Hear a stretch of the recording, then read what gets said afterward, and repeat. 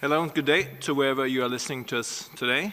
It is Friday, 28 May 2021, and it's a very special occasion during the World Health Assembly, and it's been a while that we've seen each other. My name is Christian Lindmeier, and I'm welcoming you to today's special press conference to mark the first anniversary of the COVID-19 Technology Access Pool, the CTAP.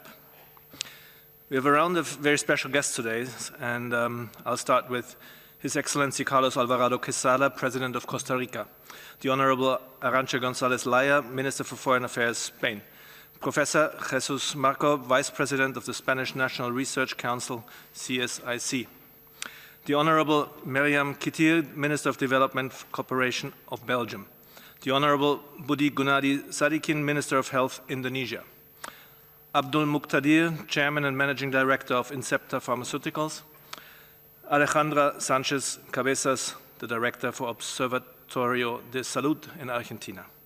Welcome all. Simultaneous translation is again provided in the 6 official UN languages: Arabic, Chinese, French, English, Spanish, and Russian, plus Portuguese and Hindi. We don't have Portuguese and Hindi today? All right, we have the 6 official languages, but no additional languages today. Apologies. Let me introduce the rest of the participants here in the room.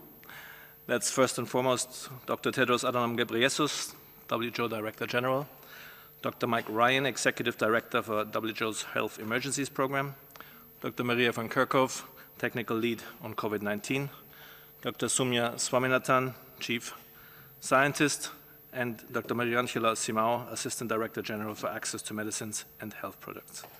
With this, let me hand over to the Director General for the opening remarks. Dr. Tedros.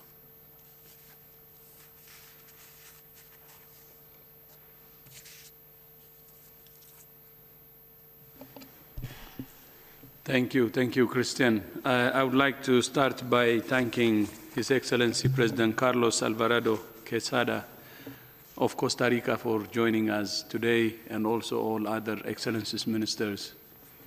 Good morning, good afternoon, and good evening.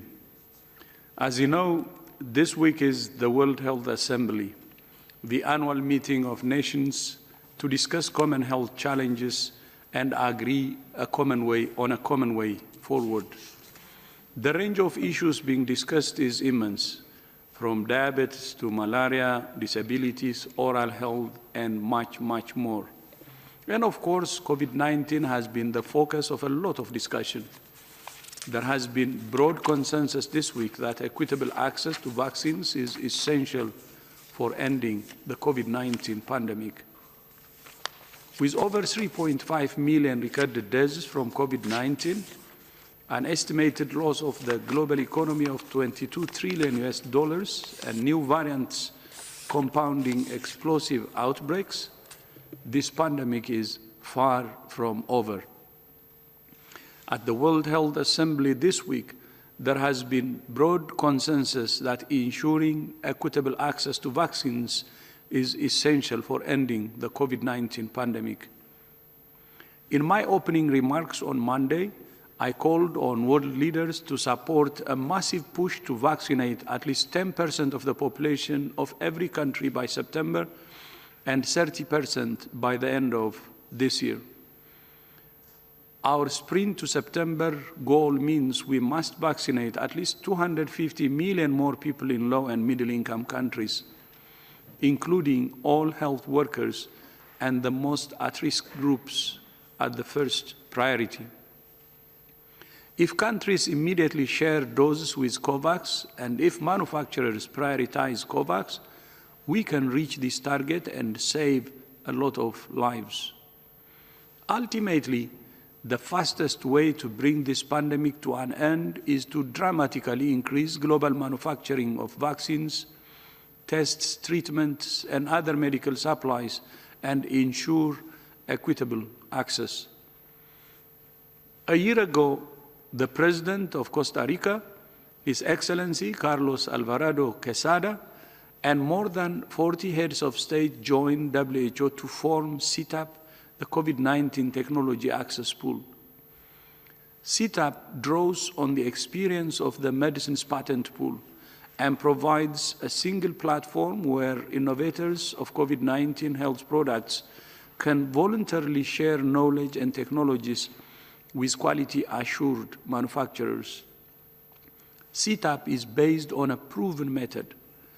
Voluntary, non-exclusive licenses issued through the medicines patent pool have saved lives by scaling up manufacturing for treatments against HIV, TB, and other diseases. We welcome the interest expressed by several diagnostic manufacturers who are already in advanced discussions with CTAP to share their technology, and also from research institutions who are willing to share their knowledge through CTAP. But we need more developers to come forward and share life-saving tools so that we can ramp up production and expand access. Originator companies that contribute their knowledge to CTAP can quickly access the production capacity they need to manufacture enough for everyone while collecting appropriate royalties. Contributions to CTAP are voluntary, transparent, and non-exclusive, allowing multiple qualified producers around the world to manufacture COVID-19 health products. Once agreements are signed, CTAP will support companies in the management of signed agreements for effective implementation and provide technical assistance to countries when needed. Once fully functional, CTAP assisting in the expansion of manufacturing could provide increased supply for countries and COVAX. Today, I'm honored to be joined by the thought leader behind CTAP, His Excellency Carlos Alvarado Quesada, President of Costa Rica. The President and I issued an open letter yesterday calling on all countries to support CTAP. Governments can play a lead role in creating incentives for industry to support our effort. Your Excellency, thank you for your leadership and welcome, and you have the floor.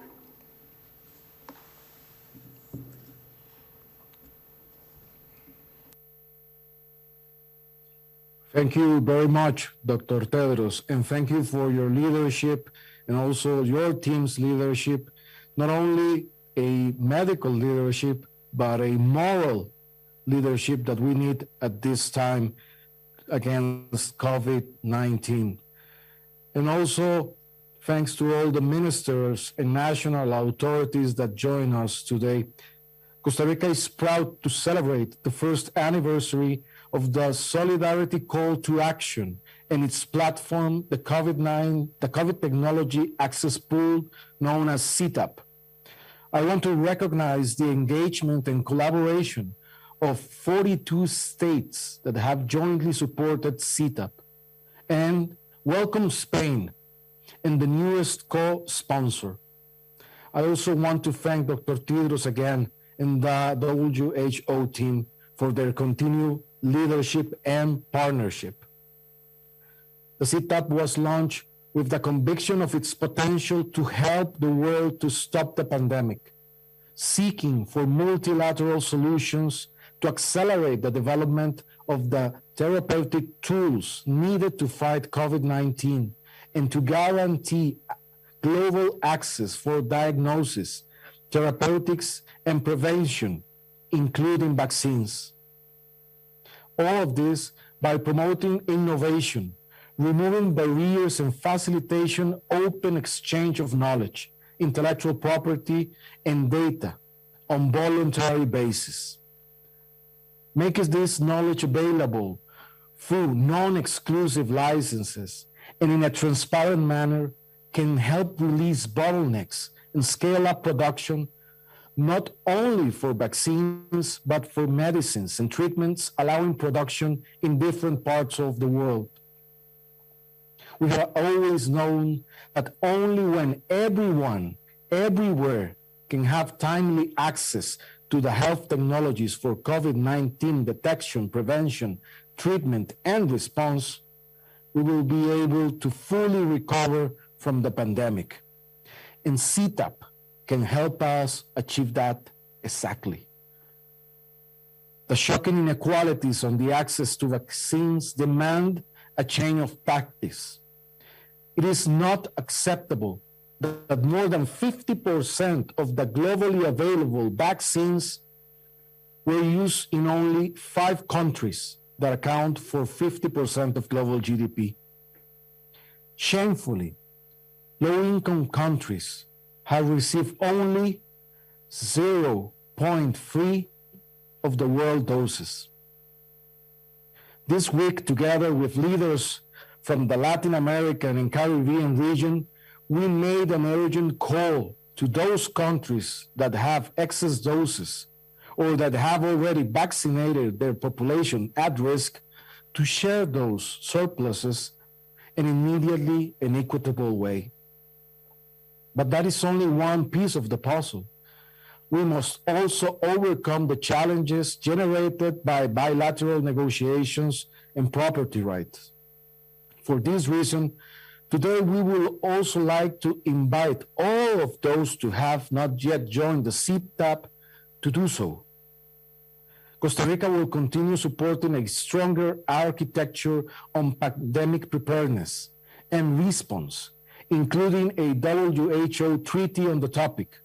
We hope that the principles of CTAP will be a central part of a future action. The COVID-19 has imposed upon the world an enormous challenges, not only social, but economic. We have lost millions of lives, millions of jobs and opportunities and smiles. We have understood how vulnerable we are, but the crisis has also given us a chance to make things differently and work together in ways we had never done before.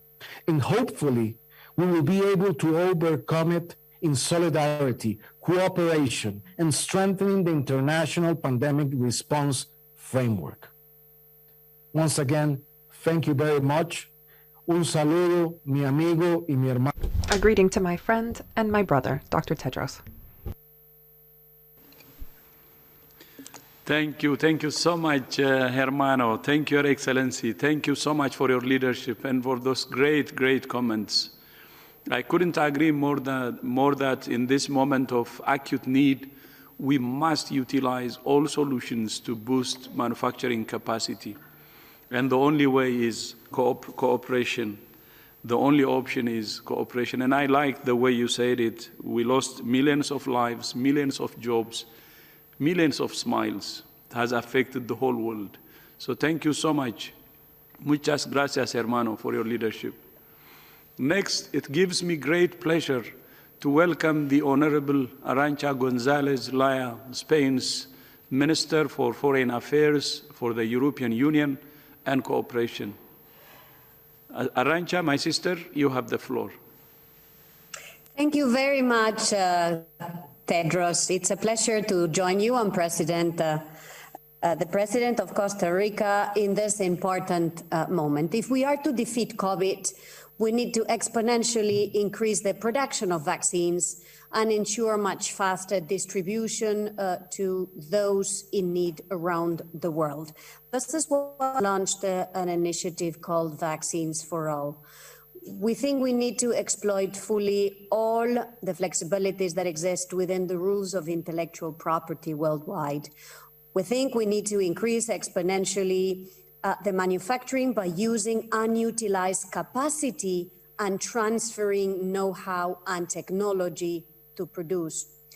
3, we need to also ensure faster distribution to all corners of the world. And 4th and final, we should be capitalizing COVAX and sharing vaccines, especially those that have availability today. This is our vision for ensuring equitable access to vaccines. And because we like to preach with the example, we are here today to tell you that we have just decided to join CTAP, to join this initiative that will ensure the transfer of knowledge, technology, and know-how to speed up the production of vaccines. We are proud to join the family that Costa Rica and others started building last year. Non-exclusive, transparent licenses are vital to increase production. And we do hope that by boosting CETAP in the coming months and transferring know-how and knowledge, complemented by all the flexibilities that exist within the rules of intellectual property rights, we can enable production worldwide, especially in developing countries. There, where production capacity today is a possibility, but not a reality. We have always favored measures to facilitate universal access to medicines and treatments. We've done so, for instance, through our support to Unitaid, also through our support to the medicine patent pool. We are now glad to see that the medicine patent pool and CETAP are working together.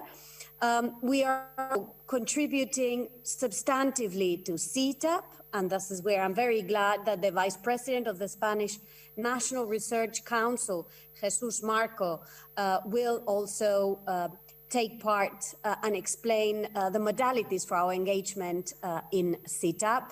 Finally, we think we must ensure greater synergies between CETAP-ACTA, the initiative of which we are also a founding member and an active contributor. If we do so, we will have all the ingredients to win the battle against COVID. So thank you again for giving us this opportunity. Thank you. Thank you so much, Arantxa. Thank you. By joining CETAP this month, Spain has made a very important statement to the world about the need to enhance vaccine equity. I now turn to your compatriot, Professor Jesus Marco, Vice President of the Spanish National Research Council. Professor Marco, you have the floor. Thank you. Buenas tardes. Good evening. At CSIC, the Spanish National Research Council, we have worked since the beginning of this pandemic to ensure that all the COVID-19 related technologies being developed in our labs reach society as soon as possible. Our aim is for them to be manufactured in Spain, but also in any other country that demands them. And to this end, we have approached these licenses for the assignment of exploitation rights for these CSIC technologies on non-exclusive terms, avoiding situations in which demand cannot be met due to the production limitations on the part of the licensee. In this regard, and being aware of the CETAP initiative, a few months ago, we began talks with both the WHO and the MPP with the idea of launching transfer projects in which an open license would be granted for the commercialization of CSIC technologies. Specifically, the first approach we have considered is based on the development of a serological test with 99% reliability, capable of identifying and quantifying 3 different types of antibodies, IgG, IgM, and IgA, and also able to differentiate antibodies produced by vaccination from those produced by natural COVID-19 infection. In addition, as part of our global vaccine project, CSIC is also committed to promote the commercialization of some of our vaccine candidates, studying the possibility of licensing them on a non-exclusive basis in order to meet society's demand and help on building capacities and transferring the technologies to low and middle-income countries. Thank you very much. Muchas gracias. Thank you. Thank you. Muchas gracias, Professor. You're right that publicly funded research plays a key role in the development of health technologies, and in the midst of a pandemic, now is the moment to share them fairly. Next, we're joined by the Honorable Mariam Kitia, the Minister of Development Cooperation of Belgium. Minister Kitia, the floor is yours. Mr. President, Mr. Director General, ladies and gentlemen, the past year we faced many issues of conscience as human beings. As office holders, we had to take up responsibility. Never have we mobilized so many resources in so little time. And I do not have to tell you, our safety and freedom depend on our willingness and capacity to provide that same safety and freedom to everyone around the world. No one is safe until everyone is safe. But there is a reality we cannot deny. Let us not forget we are in a pandemic for more than 1 year now. An unprecedented crisis requires unprecedented responses beyond business as usual. Solutions exist, but still are unused. A few countries have secured the majority of life-saving vaccines, much more than needed, and left billions of people behind. While the pandemic is not over and health systems continue to collapse. While according to UNICEF, only 43% of the world production capacity for approved vaccines is used. Ladies and gentlemen, we succeeded in developing vaccines at an unusual speed, but we failed to share life-saving COVID-19 related technology and knowledge and to speed up their production. So it is crystal clear. Our challenge is to provide more doses as soon as possible at an affordable price to be administered everywhere. And 1 year ago, the Belgian government signed the Solidarity Call for Action. We did so because we were convinced that the only way forward was by joining forces, government, organizations, and industry together, with a clear public health object in mind, by putting self-interest aside while facing a common enemy. And today, we are still convinced, more than ever. So as Minister of Development Cooperation, I take a strong commitment to further promote CTAP at national and international levels. And if we want to boost production capacity, knowledge and data need to be shared. And I will also continue to urge pharmaceutical companies and other stakeholders to consider CTAP at voluntary sharing of knowledge as an acceptable and viable solution. In Belgium, we recently organized a roundtable with public, private, and academic actors, bringing together expertise, know-how, and technology. And with Team Europe, we are keen to support local manufacturing capacity of medical supplies and vaccines in Africa. So, ladies and gentlemen, the first anniversary of the CTAP is a key moment to develop a new business as usual, a key moment to show joint leadership, a key moment to prove once again that we are stronger together. Because the most effective vaccine in order to defeat this pandemic is not only what is in the syringe. No, the most effective vaccine is called solidarity. Thank you very much. Thank you. Thank you so much, Minister Ketia. Belgium has a key role to play to ensure that everything possible is happening in the EU and across the world for the equitable production and rollout of tests, treatments, and vaccines. So thank you so much for your commitment and leadership. Next, I'm pleased to introduce the Honorable, my friend, Budi Gunadi Sadikin, the Minister of Health of Indonesia. Minister Gunadi Sadikin, please, you have the floor. Mr. President, my brother Tedros, ladies and gentlemen, COVID-19 pandemic has brought us to one of the darkest times in recent history. Indonesia by today has 1.8 million confirmed cases and around 50,000 deaths. While we have seen good news in some part of the world, in many countries rolling out successful vaccination program, diagnostic and therapeutics, some of other countries are still lacking at accessing of those tools. As one of the first countries to join CTAP, Indonesia strongly supports CTAP initiative to ensure global access to vaccines, diagnostics, and therapeutics technology in our fight against COVID. Indonesia is ready to contribute As the largest vaccine manufacturer in Southeast Asia, we indeed have the capacity to upscale our vaccine productions to meet regional and global demand. We have a unique position also because we are one of the largest Muslim countries, where manufacturing vaccine with a halal certificates sometimes can be very crucial in the implementations of a vaccination program. Currently, we have 6 manufacturers with production capacity of 550 million doses per annum. Unfortunately, we can only produce vaccine with the technology platform of virus or protein base. We don't have access to vaccine with factor base or nucleic acid base like messenger RNA. So we are really looking to have access to those technologies, and we are ready to contribute.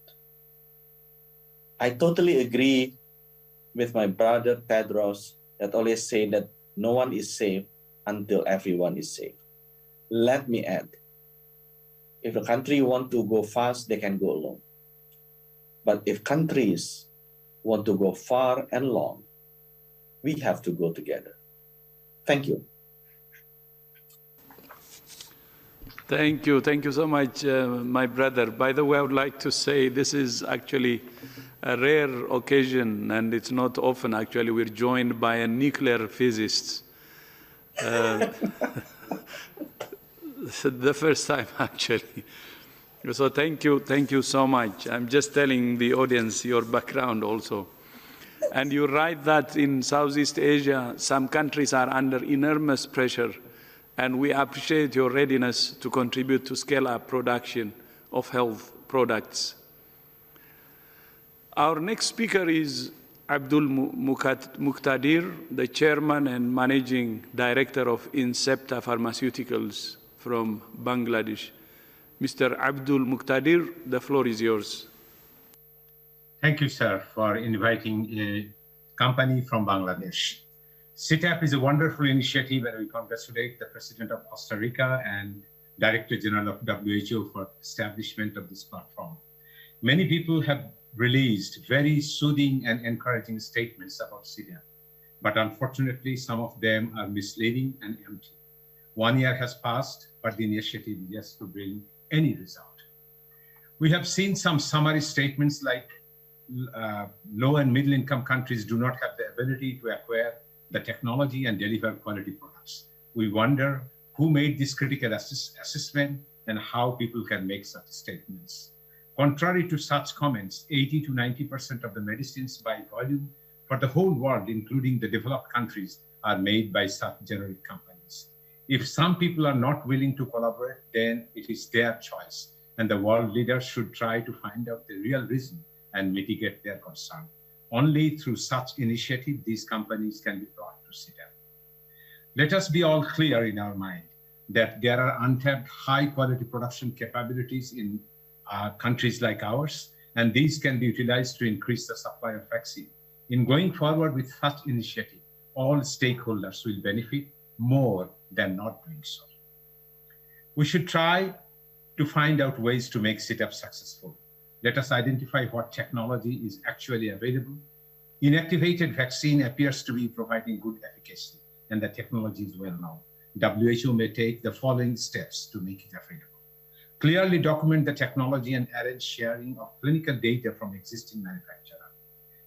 Number 2, if the existing producers are not willing to share data, then WHO can define a clear regulatory pathway for first generation of data through comparative clinical studies with approved vaccines. Number 3, provide information on availability of equipment and other relevant information on supply chain.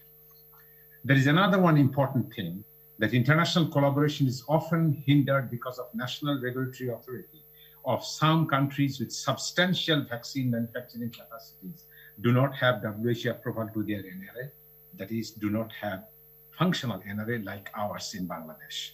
We urge to WHO leadership to urgently look into this situation and arrange expedited approval of NRA of vaccine producing countries from lower and middle income countries. This step will certainly provide a major positive change in availability of vaccines. In addition, protein subunit vaccines are showing good potential and the technology is widely known.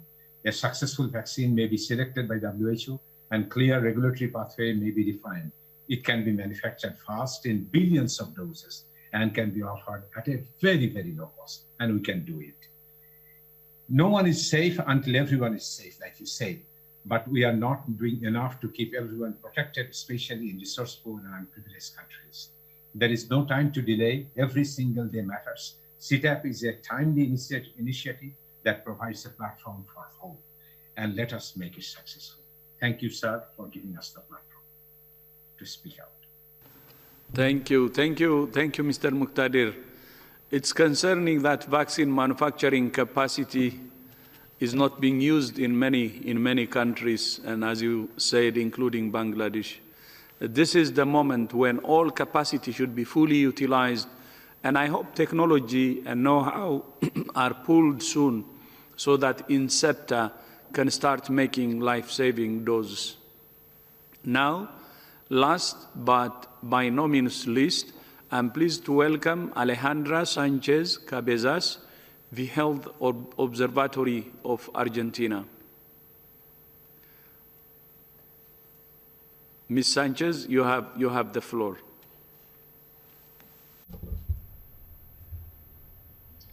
Thank you very much. Thank you very much, dear Director General. Thank you very much, ladies and gentlemen. It is a great honor for me to be able to represent the civil society organizations as well as the scientific world to express our concern regarding the lack of access to citizens around the world to medical products, especially vaccines. I come from Latin America, the most inequitable region in the world, and here the pandemic has only widened the gap of inequality. There has been a lack of vaccines, which has forced governments to decree very strict lockdowns that have slowed down the economy and have worsened the situation. Now, civil society organizations as well as the scientific organizations that I represent believe the following. One, that member states and the World Health Organization has taken decades to recognize the importance of health as a human right. And it is necessary to take action on the social determinants for health and work towards universal health coverage with models of solidarity that are based on primary health care. Now has come the time to translate into action these tools, ensuring equitable and universal access to vaccines as well as to medical products that are necessary to deal with this pandemic. Universal health coverage means today universal access to vaccines. 2, unequal access to vaccines is not only an issue of patents and privileges. One can only read the headlines to observe this unequal access to vaccines and medical products. We see this in the news all the time, and in the news we also see scenes of violence and wars and desperate waves of migrants. And on these same news pages, because of the pandemic, we can see the threats of new governments looming as well as the weakening of democracies that seemed so securely established. 3, the American continent has an experience on the role of vaccines and the strengthening of peace and democracy. In fact, the initiative Health as a Bridge for Peace that the regional officer for the WHO, PAHO, launched in the 1980s and 90s, has shown that we can convene civil society, the state, and the market that can provide conditions that improve the lives of their people. 4, civil society is a responsible stakeholder alongside states and multilateral agencies and work on initiatives such as Set Up, ACT Accelerator, and the COVAX facility. The most powerful in the world must understand that there is no future possible if only technological access and technological medical products are only in the hands of a few. That this needs to be a collective interest and must be shared amongst all. We need to have urgent action to be able to reverse the trend that we see in Latin America and in other LDCs. Less developed countries have to be able to deal with emergencies without depending on philanthropic organizations that provide funds that are insufficient but that provide them too late as well. We need international organizations, governments, and pharmaceutical companies. We need them to rise to this historic challenge. Civil society aspires to live in a world that is more equitable and more democratic. We are here to support those that want to harness the real necessary power to mobilize inclusive and supportive activities. Civil society is ready, and it is now time for action. Thank you. Thank you. Thank you so much, Ms. Sanchez. And I understand that Argentina is going through a serious COVID-19 wave at the moment. And I agree with you that now is the moment where we pull out all the stops and do everything we can. Thank you again to all the speakers. As you have seen today, CTAP is backed by a significant number of country leaders, researchers, and companies from around the world. Civil society organizations have also supported CTAP strongly, and I thank them for that. We're holding the door open for pharmaceutical companies that have become household names, although too few households have benefited from the life-saving tools they have developed. They control the IP that can save lives today, end this pandemic soon, and prevent future epidemics from spiraling out of control and undermining health, economies, and national security. The major gap is originator companies, but I believe that with the right political will and the right incentives, we can see an increase in collaboration and pooling that would help end this pandemic. I thank you. And Christian, back to you. Thank you very much, Dr. Tedros. Thank you very much, all. With this, let me now open the floor to questions from the media. And if you want to raise your hand, please use the raise your hand icon on your screen. And when it's time, don't forget to unmute yourself. The first on my list is Agnes Pedrero from AFP. Agnes, please unmute yourself. Good evening, everybody, and thank you for taking my question, which is on the COVID origin study. This week, there have been growing calls from experts, but also from countries like US and European countries, asking WHO to launch quickly the second phase of the study. But seems to be little progress on that matter, and we have been told this morning that WHO technical experts haven't made their recommendations so far. So given the importance of knowing the origin of the COVID for now, but also for the other pandemics, when do you expect to have those recommendations ready from the technical committee? And when we can expect to see a new deployment of experts in countries and maybe on China or other countries? Thank you very much. Thank you very much, Agnes. And we'll hand this to Dr. Mike Ryan, please. Yeah, it was rather difficult to understand your question, but I will attempt, and Maria can help me along on this. We continue to work with the international team in looking at their recommendations from the first mission. We've engaged with member states since then, with a large number of member states, to seek their inputs into the next phase of the studies that are needed. And I think this is important to restate that WHO nor our member states, when they made the resolution last May, WHA 73.1, specifically referred to studies and missions, because it was clear that it was going to take time, and it was going to take multiple studies and likely multiple missions in order to fully elucidate the origins of the virus, if that were ever possible, given the difficulty historically with being able to do that. We will be reaching out to member states in the way we normally would, in order to seek their guidance as to whether there is further expertise available that could join with this international effort, especially in the next phase, where more specialist studies may be needed in order to further elucidate the origins of the virus. We would, though, like for everyone out there to separate, if they can, the politics of this issue from the science. This whole process is being poisoned by politics. And if you expect scientists to do their work, if you expect scientists to collaborate and actually get the answers that you want, actually seek in a non-blame environment to find the origin of the virus, so we may all learn how to prevent this happening in future, we would ask that this be done in a depoliticized environment where science and health is the objective of this, and not blame and politics. Because quite frankly, over the last number of days, we've seen more and more and more discourse in the media with terribly little actual news or evidence or new material And this is quite disturbing, quite frankly. Every country and every entity is free to pursue their own particular theories of origin. It's a free world.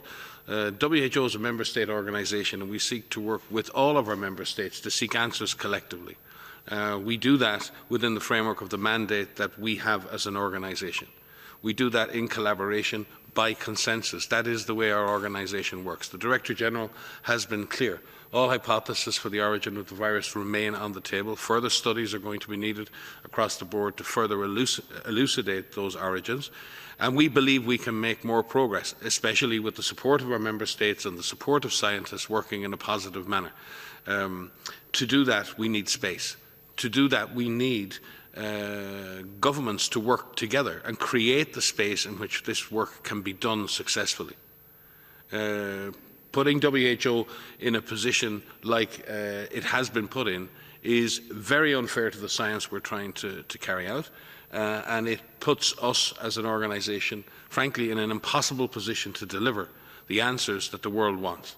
So we would ask that we separate the science from the politics and let us get on with finding the answers that we need in a proper, positive atmosphere where we can find the science to drive the solutions through a process that's driven by solidarity, as Dr. Tedros always says. Maria? Very briefly to add, wholeheartedly agree with Mike's answer there, and to really separate the science from the politics. So there are some quite clear recommendations that have been outlined in the detailed report that the international team published in March. Many countries are digesting that and reading that in quite some detail. They're really devouring it. In that sense, to kind of pull out all of the relevant information in there. If you haven't read that report, if you haven't read all of the appendices, I really ask you to do so, because there is a wealth of knowledge that is in there. And it clearly outlines the technical approach that is needed. As Mike has said, as we have said many times, this requires many studies. It requires multiple missions. It requires collaboration, openness, time. And so those technical next steps are very clear. As Mike has said, we have also been discussing with some member states who are offering some support and offering some input into what they think are also needed. It's very much in line with what is reported in the report itself, so that is good. So we will continue to do so and outline those next steps, and as soon as possible is really the answer, that we want to continue to do this work. But I do think we need to manage the expectations. It will take time. And it's hard enough to do as it is. So with the politics involved in it, that makes it even that much harder. So let the scientists be the scientists. Let us sort of stay rooted in the evidence and follow that evidence, and continue to carry out those studies. Thank you very much, both. With this, the next question goes to Ana Pinto from Folha de Sao Paulo. Ana, please unmute yourself. Hi, thank you. I have a question to Dr. Mariangela Simão, and I'm so sorry I cannot ask in Portuguese today, but anyway, let's go in English. Dr. Simão, I'd like to know, I wonder if you have any expectation about authorization for the coronavac vaccine. If I'm not wrong, it was expected for the end of this month. And if you have not, I'd like to know what's lacking in this process. Thank you very much. Dr. Simão, please. Sorry, I can't speak in Portuguese either today. Thank you, Ana. We are finalizing the assessment of Coronavac is the Sinovac vaccine. Right? There was need for further clarifications on the data that was provided. The responses have arrived this week, and on Tuesday next week, we will have our technical advisory group, which is the expert group who advises WHO on the listing, on the authorization. So we expect that Tuesday we will have a decision, and the report should be available the next day for sure. So it's next week, and it was just a delay because there were some clarifications needed from the manufacturer. Thank you very much. Next question goes to Simon Ateba from Today News Africa. Simon, please unmute yourself. Thank you for taking my question. This is Simon Ateba with Today News Africa in Washington, D.C. And thank you for doing this longest press briefing series for more than a year now. Yesterday, the WHO Africa Department said Africa needs at least 20 million doses of AstraZeneca vaccine in the next 6 weeks to get second doses to all those who receive a first dose within the 8 to 12-week interval as recommended by the WHO. We know that President Biden is sending 80 million doses to COVAX by the end of June, beginning of July, and that the EU member states have pledged to share 100 million doses with COVAX. I was just wondering if you could detail how pressing is the vaccination situation in Africa, and how many of those doses would you like to see go to African nations? Or even, what is the WHO doing now to ensure that Africa is not left behind and that those who need a second dose have it? Thank you. Thank you very much. I'll guess maybe we start with Dr. Bruce Aylward, who joined us, who is, of course, the Special Advisor to the Director General and the lead on the ACT Accelerator. Bruce, go ahead. Thank you very much, Simon, for the important question about what's happening with respect to the vaccine rollout in Africa. As Simon referred to yesterday, the Regional Director for Africa held an urgent press conference to highlight the issue that Simon's referring to, and that is the fact that Africa has vaccines sufficient for less than 1% of the population of the continent, striking disparity when you look at the situation in any other region of the world, in fact. So indeed, Simon, this is one of the areas of greatest attention, greatest urgency, and hence the reason for that press conference yesterday.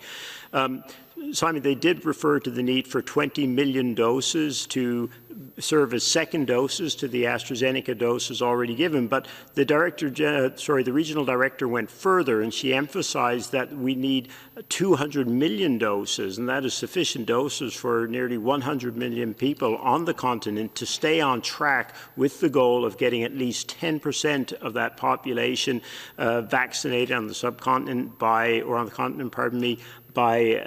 the end of September, en route to at least 30% by the end of this year, as is the goal right now, just through COVAX alone. That's not even counting doses that would come through other arrangements, such as that being made by the African Union.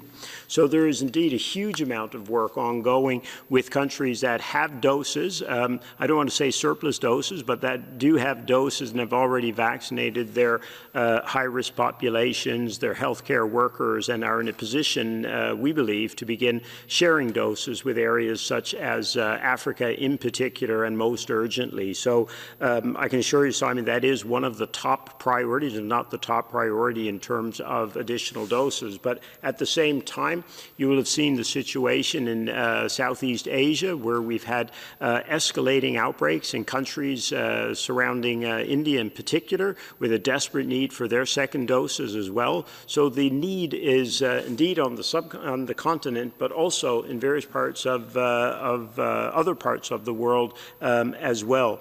In terms of donations, indeed, we're in close contact with the United States, with the European Union member states and other countries about now trying to move as quickly as possible on the commitments and donations that they've made. And you'll remember, we talked about this last week, we're going to need the support not just of the countries that are donating the vaccines, but also the companies who actually they have contracts with, because that's a really important part of the solution. And we were pleased to see over the last couple of weeks some strong commitments from manufacturing associations and manufacturers to try and do everything possible to ensure that donations can be actioned within days of countries that want to share them. And then the third part of the equation, of course, is working with COVAX, and then, of course, with the countries receiving the doses to make sure that they go to use as rapidly as possible. So a huge priority, Simon, trying to get those doses in place. We need many more doses than 20 million. That's just to get the second doses into the very, very few people who have been vaccinated so far.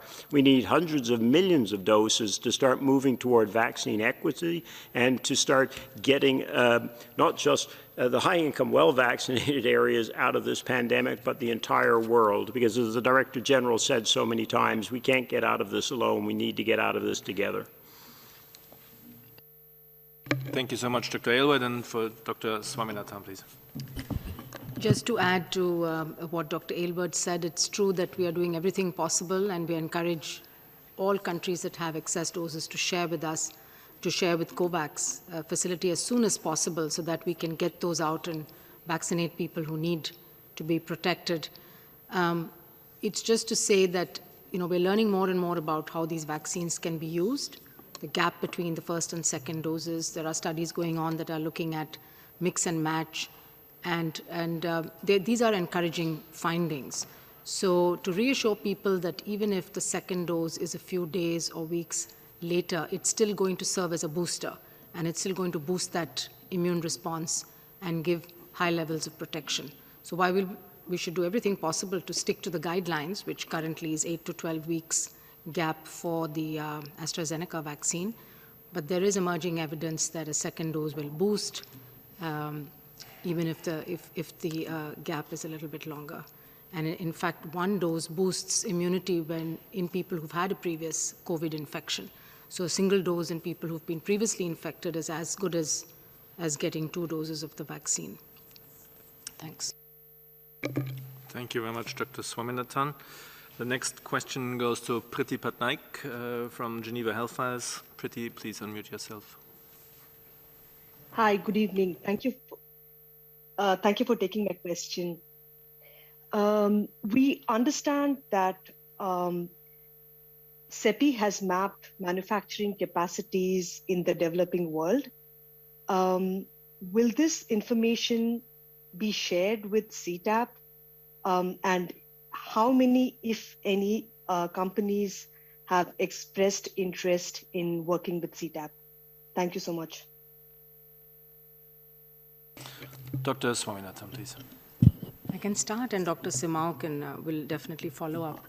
So yes, we have this manufacturing task force now within COVAX, so that's CEPI, WHO, Gavi, and UNICEF, plus other partners, including the private sector that have come on board. And the idea really is to try to solve the acute problems of supply chain and raw materials and fill and finish. And CEPI, in fact, has fill and finish capacity that they have already booked. So any companies that need excess fill and finish capacity that have bulk product can be immediately matched. In terms of the mapping, yes, there is an extensive mapping going on, and there's also work going on to have one place to bring together all the different initiatives that are happening.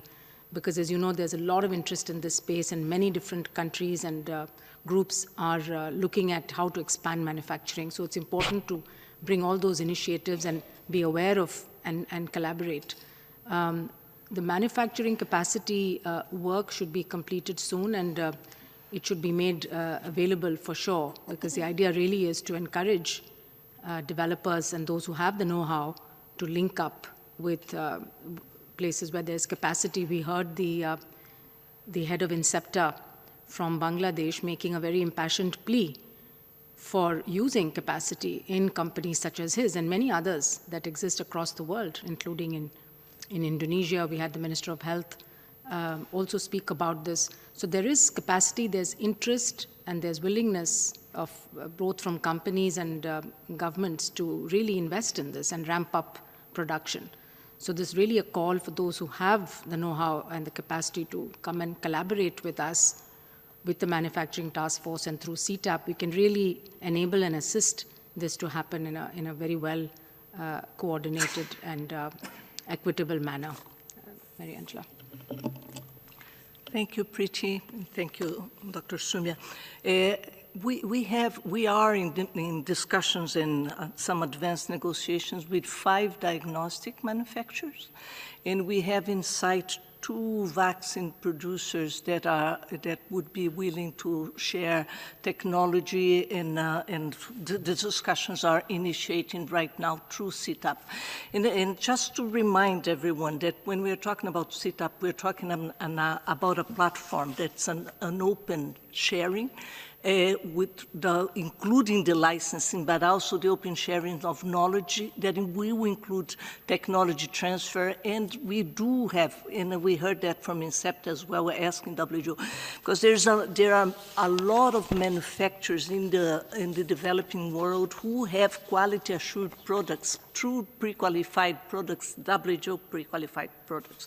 So we are talking about a huge capacity out there, and there is a lot of interest in receiving technologies.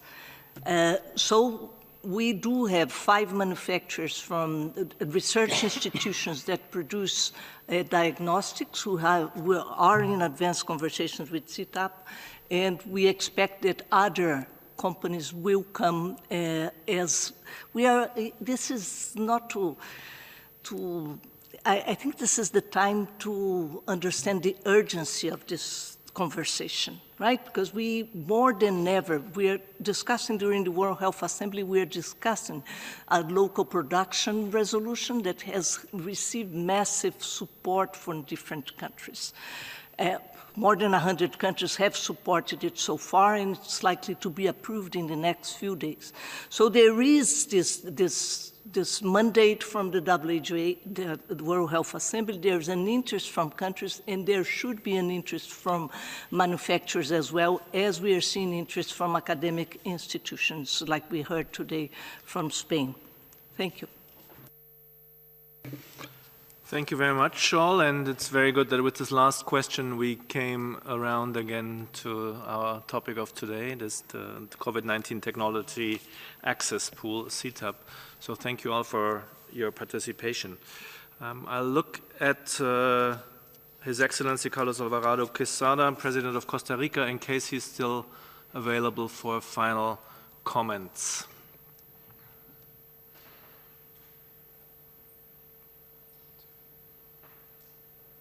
Doesn't appear to be the case,